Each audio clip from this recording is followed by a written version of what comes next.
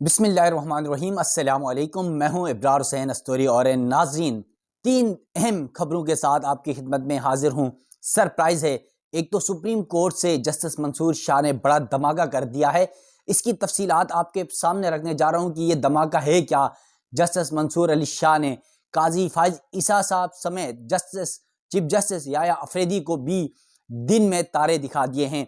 जाने वाले जो जा चुके हैं चीफ जस्टिस और आने आए जो चीफ जस्टिस से दोनों को। इसके अलावा इमरान खान की मोहब्बत इस वक्त पाकिस्तान की हर कोने में गूंज रहा है। ऐसी ही सूरत हाल में गिलगित बल्दिस्तान में जैशन मेफिंग में पहाड़ों के ऊपर कैदी नंबर 804 लिखा पीटीआई के कारकुनों ने, अवाम ने, लोगों ने इमरान खान से मोहब्बत का इजहार किया और उनको यह मोहब्बत का इजहार करना महंगा पड़ गया है। पुलिस इलाके में पहुंच गई है, हलचल मच गई है और फिर कहते हैं कि इमरान खान की मोहब्बत को ये लोगों के दिलों से निकालने की कोशिश कर रहे हैं। लेकिन जितनी कोशिश उनके इमरान खान की मोहब्बत लोगों के दिलों से निकालने की कोशिश की जा रही है, उससे कई गुना मोहब्बत लोगों के दिलों में बढ़ रही है।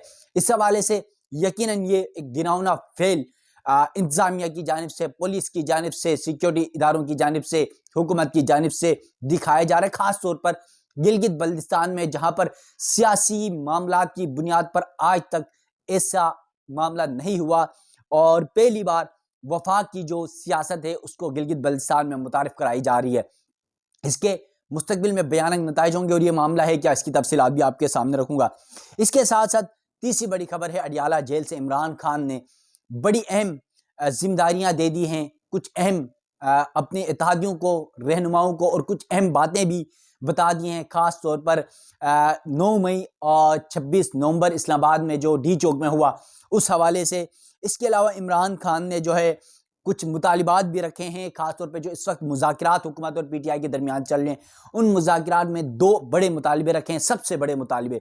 अगर इन मुतालिबात पर अमल दरामद किया जाता है तो ठीक है, नहीं तो सेवल नाफरमानी की तहरीक का बाकायदा वो आगाज कर देंगे।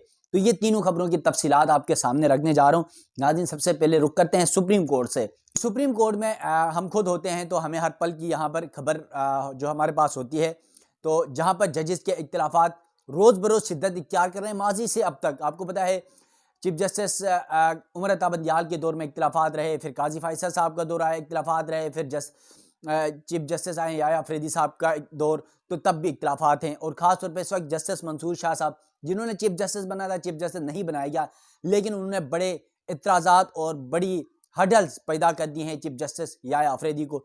असल में अगर इस वक्त देखा जाए तो सुप्रीम कोर्ट में इंतजामी तौर पर तो चीफ जस्टिस याया अफरीदी शामिल, लेकिन मुकदमात के मामले पर आईनी बेंच के जो सरबराह हैं जस्टिस अमीनुद्दीन खान, वो जिसमें वो मतीउल्लाह जान साहब एक लफ्ज़ इस्तेमाल करते हैं, असली और नकली चीफ जस्टिस, यानी असली चीफ जस्टिस तो हकीकतन तो देखें तो जस्टिस अमीनुद्दीन खान हैं, जो बड़े बड़े मुकदमात के फैसले सुनाने के लिए सरबराही कर रहे हैं।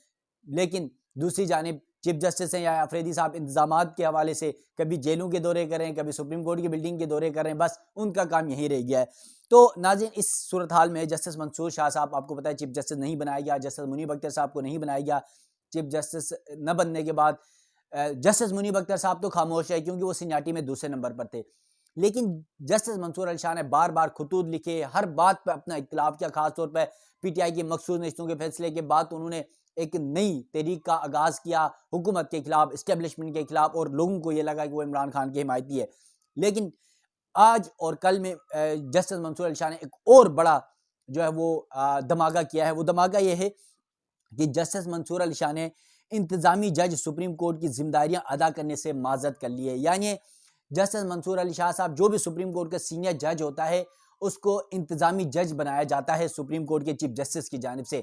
तो जस्टिस मंसूर शाह साहब को पिछली बार ही जब चीफ जस्टिस से काजी फाइज ईसा साहब, उस वक्त ही इंतजामी चीफ जो है वो सीनियरिटी की बुनियाद पर इंतजामी जज बनाया गया था सुप्रीम कोर्ट का। तो अब जस्टिस मंसूर अली शाह ने उस इंतजामी जज से इनकार कर दिया, क्योंकि हकीकतन देखें तो सीनियरिटी की बुनियाद पर तो चीफ जस्टिस उन्होंने बनना था, लेकिन 26वीं आईनी तरमीम के बाद वो चीफ जस्टिस नहीं बन सके। तो इस सूरत हाल में अब उन्होंने इस हवाले से जो सुप्रीम कोर्ट में इंतजामी जज के तौर पर काम करने से माजरत कर लिया, इनकार कर लिया है ज़राए के मुताबिक। और जस्टिस मंसूर अली शाह के पास कुछ हमारे ज़राए ये बता रहे हैं कि इंतजामी फाइलें भेजी गई ताकि वो इंतजामी जज के ओहदे से सुपुर्द जो है होने के नाते इन फाइलों पर दस्तखत करें। तो जस्टिस मंसूर अली शाह ने उन फाइलों पर दस्तखत नहीं किया और इनकार कर दिया और कहा कि मैं इंतजामी जज नहीं हूँ। इसके अलावा वापस फाइल भिजवाते हुए जस्टिस मंसूर अली शाह ने कहा कि वो इंतजामी जज के ओहदे से सुपुर्द हो चुके हैं, फारिग हो चुके हैं, वो इनकार कर चुके हैं, वो ख़त्म हो चुके हैं, क्योंकि साबिक चीफ जस्टिस काजी फाइज ईसा साहब ने जस्टिस मंसूर अली शाह साहब को एडमिनिस्ट्रेटिव यानी इंतजामी जज सुप्रीम कोर्ट मुकर्रर किया था। तो अब जस्टिस मंसूर अली शाह ने इस बात से इनकार कर दिया है। यकीनन जस्टिस मंसूर अली शाह साहब का हक बनता है, क्योंकि वो चीफ जस्टिस सीनाटी की बुनियाद पर उनका हक था। जो 26वीं आईनी तरमीम के तहत पार्लियामान ने उनसे ये हक छीना है, वो सरेंडर तो नहीं कर रहे, बार बार अपने मौक़िफ़ पे खड़े ज़रूर हैं, लेकिन अब उनके मौक़िफ़ पे खड़े होने का भी कोई फ़ायदा नहीं हो पा रहा है, क्योंकि काश अगर जस्टिस मंसूर अली शाह साहब ने एक जुमला मुझे याद आता है कि जिस वक्त चीफ जस्टिस उमर अता बंदियाल साहब थे और पंजाब और खैबर पख्तूनख्वा इंतखाबात कराने का फैसला दिया था, उस वक्त जस्टिस मंसूर शाह साहब उमर अता बंदियाल ग्रुप के खिलाफ थे और काजी फाइज़ साहब के ग्रुप के हिमायती थे। काश उस वक्त जस्टिस मंसूर अली शाह साहब ने उमर अता बंदियाल साहब और उनके 3 रुकनी जज के फैसले, जिसमें पंजाब और खैबर पख्तूनख्वा में 90 दिन में इंतखाबात कराने के फैसला दिया था, उस पर अमल दरामद कराने के लिए कोशिश करते, उस पैनल का हिस्सा बनते, वो अमल दरामद कराते, तो आज उनके अपने फैसले जो पीटीआई की मखसूस नशस्तों से मुतल्लिक फैसला है, उस पर अमल दरामद करने में कितनी आसानी होती। लेकिन उस वक्त जस्टिस मंसूर शाह साहब ने जो है वो साथ नहीं दिया, तो आज खुद ही भुगत रहे हैं। लेकिन दूसरी जानिब कुछ हद तक मज़ामत भी कर रहे हैं 26वीं आईनी तरमीम के खिलाफ, सीनियरिटी की बुनियाद पर चीफ जस्टिस न बनाने के खिलाफ, इसके अलावा आईनी बेंच का सरबराह न बनाने के खिलाफ। ये तमाम तर मामलात के ऊपर अफवाहें भी गर्दिश करती रहीं कि जस्टिस मंसूर शाह साहब इस्तीफ़ा देंगे, लेकिन उन्होंने इस्तीफ़ा भी नहीं दिया और वो अपने जो है मौक़िफ़ के साथ फ़िलहाल खड़े हैं। तो देखते हैं मज़ीद आगे आने वाले दिनों में क्या कुछ तब्दीलियाँ आती हैं। इसके अलावा नाज़रीन, दूसरी खबर है इमरान खान की मोहब्बत के हवाले से। यकीनन आपको पता है कि पिछले 2-2.5 साल से इमरान खान की मोहब्बत में कई लोगों ने जेलें काटी, सियासतदानों ने, वर्कर्स ने, अवाम ने, सड़कों में आए। 9 मई के वाक़यात हुए, 26 नवंबर के हुए, 4 अप्रैल के हुए, पता नहीं 25 दिसंबर के हुए, कौन-कौन से वाक़यात नहीं हुए। उन तमाम में अवाम ने, पीटीआई के कारकुनों ने, कई लोगों ने यकीनन इमरान खान से मोहब्बत के अपनी जानें निछावर कर दी। कई लोगों ने कि जो है हिम्मत हार गए और वो प्रेस कॉन्फ्रेंस करके पीटीआई से अलहदा भी हो गए। इस तमाम तरह के मामले के बावजूद गिलगित बल्तिस्तान में गुज़िश्ता रोज़ 21 और 22 दिसंबर, आपको पता है वहाँ पर सालाना एक रस्म है, एक जश्न होता है, जश्न मेफिंग के नाम से, जिसमें हाथों में डंडे लेके उसमें आगे कपड़ा या कोई वो बांध के शोले आग लगाए जाते हैं पेट्रोल डालकर, और वो शोले बना के रात के अंधेरे में उस पर वो बड़ी एक पहाड़ की बड़ी कल्चर है, वो आप मेफिंग देख भी सकते हैं अगर आप यूट्यूब वगैरह में जाके जश्न मेफिंग। उस जश्न के हवाले से तकरीबात का आगाज़ जब हो रहा था आखिरी शाम में 21 को, तो पहाड़ों के ऊपर, आपको पता है बुलंद बाला पहाड़ है गिलगित बल्तिस्तान के अंदर, उन पहाड़ों के ऊपर वो जश्न मेफिंग के हवाले से लिखते हैं या कोई भी इवेंट होता है तो वो लिख लेते हैं। तो कैदी नंबर 804, ये तस्वीर आपको मैं लगा रहा हूँ इसकी, कि ये पहाड़ के ऊपर आप देख सकते हैं कि कैदी नंबर 804 जश्न मेफिंग के दौरान ये लिखा गया अवाम की जानिब से, बल्तिस्तान के सिकरदू गिलगित बल्तिस्तान जो गंचे हैं उनके अवाम की जानिब से, सक्सा की अवाम की जानिब से, कारकुनों की जानिब से। अब ये लिखना, ये बनाना इस जश्न के दौरान ये इनको महंगा पड़ गया और हमारे कुछ ज़राए बता रहे हैं कि गुज़िश्ता रोज़ पुलिस जो है वो उस इलाके में पहुंच गई है और 804 क्यों लिखा, कैदी नंबर 804, इस हवाले से तहकीकात की जा रही है और कौन इस पे का जिम्मेदार है, इस हवाले से जो बल्तिस्तान पुलिस है वो जो है मुतलका जो गांव है छवार, वहां पहुंच गई है और SHO सक्सा थाने की क़यादत में पुलिस ने छवार गांव में जाकर मुख्तलिफ अमायदीन, इलाके के सरकर्दगान और नौजवानों से पूछगछ की कि ये लिखने वाले कौन थे, ये बताया जाए हमें और इस हवाले से आगाही फराम की जाए।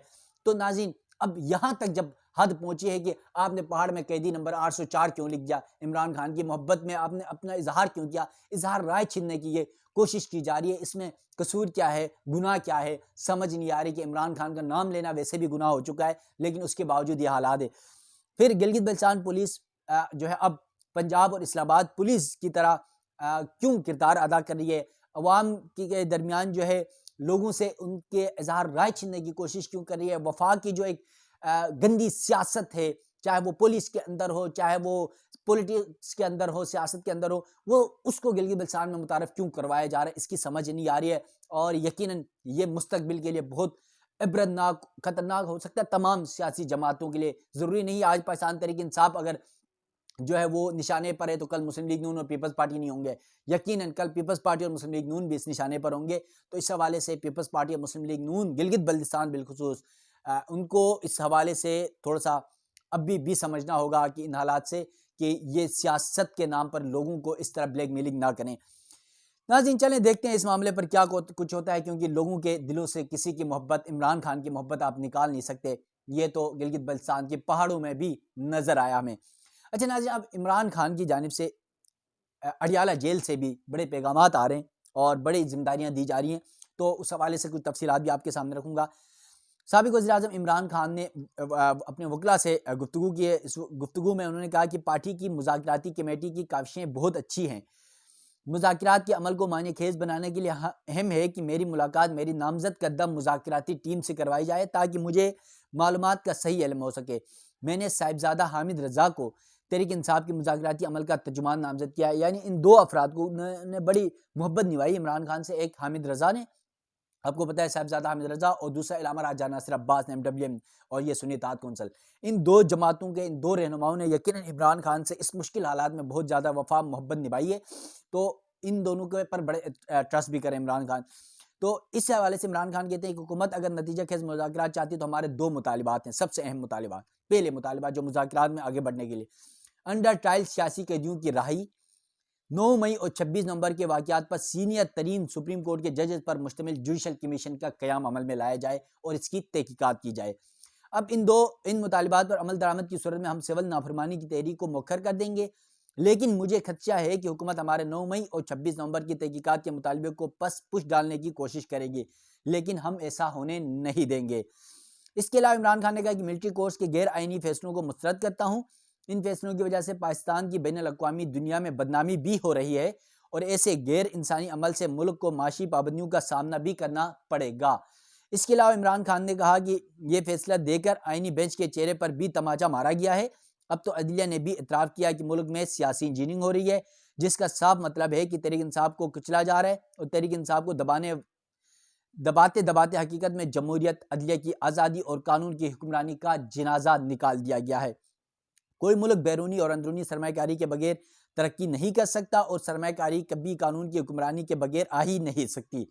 लोग पाकिस्तान से बाहर सरमाया मुंतकिल कर रहे हैं क्योंकि यहाँ न तो अदलिया आज़ाद है और न ही कानून का कोई एहतराम है। इसके अलावा इमरान खान कह रहे हैं 26वीं आईनी तरमीम के बाद अदलिया को मुकम्मल तौर पर जो है आध पाँव काट दिए गए हैं अदलिया के, और आईनी बेंच का क़याम और इसके फैसले सुप्रीम कोर्ट को शर्मिंदा करने के मुतरादिफ हैं। ये इमरान खान की अडियाला जेल में गुफ्तगू है। तो नाज़रीन ये हालात हैं, एक तरफ सुप्रीम कोर्ट में जजेस के इख्तिलाफात, दूसरी तरफ पाकिस्तान तहरीक इंसाफ या इमरान खान का नाम लेने वाला, पाकिस्तान तहरीक इंसाफ की हिमायत करने वाला, कभी जेलें कभी मुकदमात, तो क्या क्या मुश्किलात भुगत रहे हैं। ये वक्त भी गुजर ही जाएगा। किसी की मोहब्बत को कम नहीं कर सकते, बल्कि वो मोहब्बत मजीद बढ़ जाती है। दूसरा, इमरान खान अडियाला जेल में बैठकर सबको हिला रहे हैं और यकीनन उन्होंने जो बात की थी कि मैं इक़्तिदार से बाहर आऊँगा तो ज़्यादा खतरनाक हो जाऊँगा, और यकीनन वो अडियाला जेल के अंदर होके भी इतने खतरनाक हो गए जितने लोग बाहर बैठ के नहीं हो रहे हैं। तो यकीनन ये बड़ी सूरत हाल इस वक्त मुल्क की चल रही है। तो देखते हैं आने वाला वक्त क्या बताता है। मजीद जो भी डेवलपमेंट्स होगी इस हवाले से भी आप नाज़रीन को आगाह करूँगा। मुझे दीजिएगा इजाज़त। अल्लाह हाफ़िज़।